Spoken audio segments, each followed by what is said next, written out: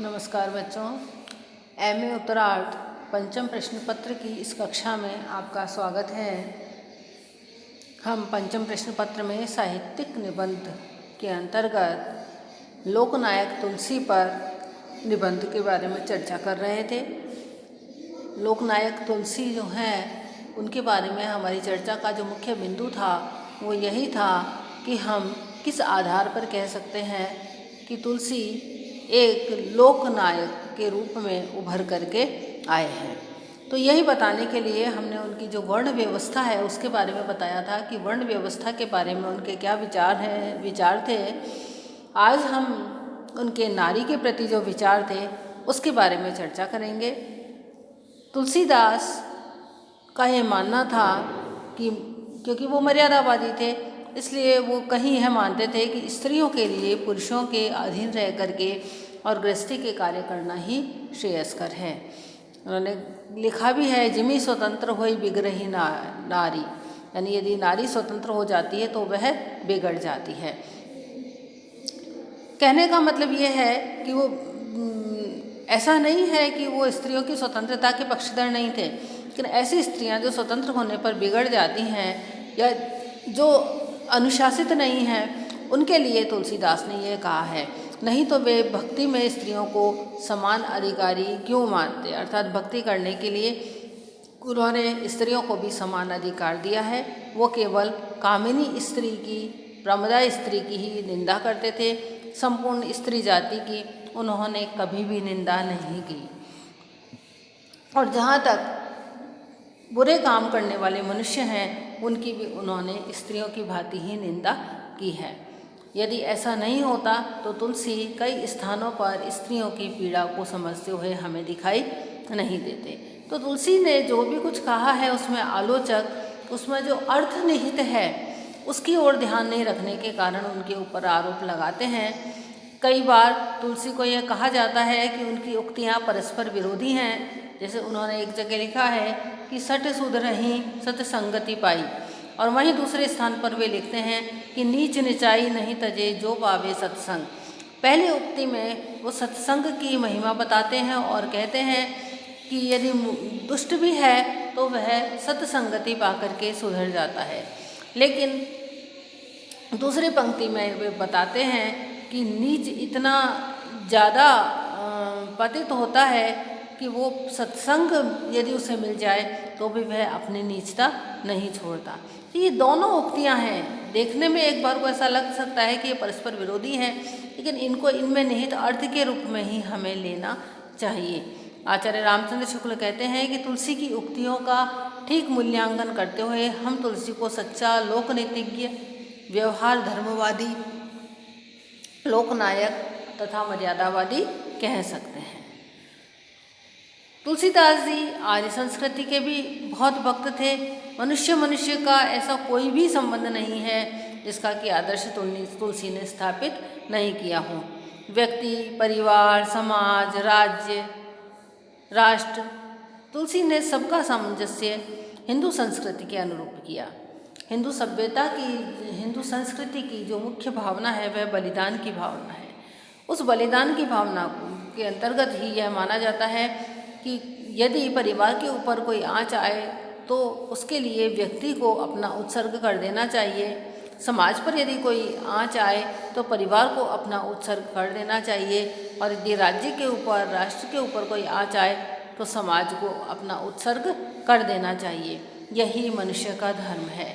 और तुलसी ने इसी उत्सर्ग की भावना को, अपने भावना का जो आदर्श है उसको अपने साहित्य में स्थापित किया है। तुलसी के काव्य में जितने भी पात्र हैं हमें कहीं न कहीं कोई न कोई आदर्श उपस्थित करते हुए प्रतीत होते हैं। यानी उनके जो पात्र हैं उनके माध्यम से हमें एक आदर्श समाज का रूप देखने को मिलता है। एक आदर्श समाज में किस तरह के लोग होने चाहिए। जैसे दशरथ हैं, वो किस तरह से उन्होंने अपनी प्रतिज्ञा के लिए अपने प्राण त्याग दिए।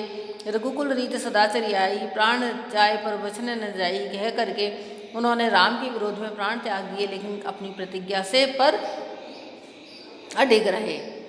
राम पितृभक्ति का उदाहरण हमारे समक्ष प्रस्तुत करते हैं कि जैसे ही दशरथ ने कहा कि तुमको 14 वर्ष के लिए वनवास दिया जाता है, तो राम ने एक क्षण के लिए भी यह पूछना तो दूर सोचा तक नहीं कि पिता ने ऐसा क्यों किया। भरत हमारे सामने उदाहरण प्रस्तुत करते हैं भ्रातृभक्ति का, जबकि उनकी माँ ने उनके लिए राज्य सिंहासन ले लिया था। वो आसानी से और बड़े सुखपूर्वक अयोध्या का शासन कर सकते थे, लेकिन उन्होंने भ्रातृभक्ति के कारण, राम के प्रति भक्ति के कारण उस अयोध्या का राज्य स्वीकार नहीं किया तथा तपस्वी जिस तरह से राम रहते थे उसी तरह से अयोध्या नगरी से दूर तपस्वी वेश में रह करके और वहीं से राज्य के कार्य किए। लक्ष्मण के अंदर हमको बहुत सहन शक्ति का परिचय मिलता है कि एक छोटे भाई को किस तरह से सहनशील होना चाहिए। कौशल्या, सुमित्रा, इनके माध्यम से हमें और यहाँ तक कि कैकई भी, वो तो ठीक है कि उस समय देवताओं ने उसकी मति फेर दी थी, नहीं तो तीनों माताएं एक प्रेममयी माँ का उदाहरण हमारे सामने प्रस्तुत करती हैं। सीता पतिव्रता नारी का आदर्श उपस्थित हमारे सामने करती ही है, और यहाँ तक कि कैकई जो है वह भी हमारे सामने यह आदर्श उपस्थित करती है कि ठीक है, यदि एक बार एक गलती हो भी जाती है तो उसका पश्चाताप भी होता है, उस पश्चाताप का आदर्श रूप भी हमारे सामने वो उपस्थित करती है। तो पारिवारिक संबंधों का जो मधुर आदर्श और उनमें जो उत्सर्ग की भावना है वो पूरी मानस में बिखरी हुई है, और इसीलिए मानस हमारे, यदि एक लोक ग्रंथ कहें तो अतिशयोक्ति नहीं होगी, मानस हमारे सामने पूरा वैसा का वैसा चित्र उपस्थित करता है जैसा कि आदर्श समाज को होना चाहिए। आलोचकों ने तुलसी को शूद्रों के साथ ही नारी निंदक भी माना है कि जैसे शूद्रों की उन्होंने निंदा की है, ऐसे ही नारी की निंदा की है। जैसा कि मैंने आपको ऊपर बताया था कि नारी की निंदा उन्होंने नहीं की है, उन्होंने जो स्वतंत्र नारी है, बिगड़ी हुई नारी है, कामिनी नारी है, उसकी निंदा अवश्य की है।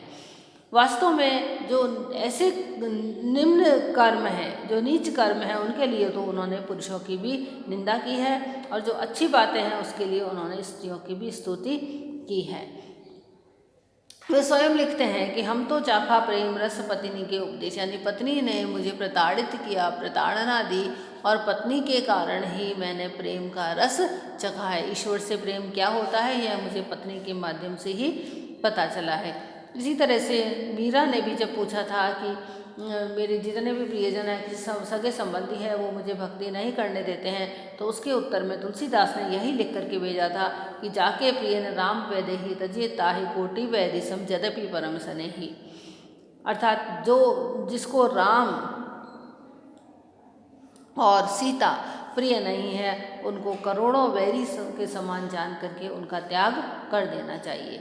इसी तरह से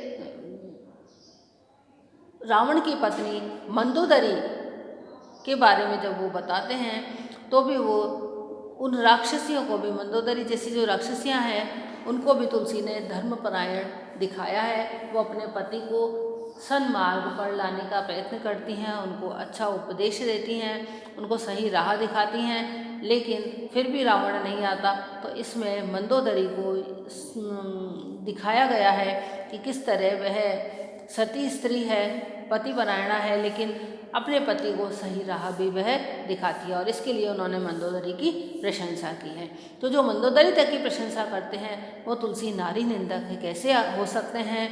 हाँ, प्रसंग के कारण कहीं कहीं ऐसे स्थल आते हैं जहाँ पर कि नारी को स्त्रियों के बारे में कुछ ऐसा कहना पड़ गया है, और इसलिए उन्होंने ऐसा कहा है।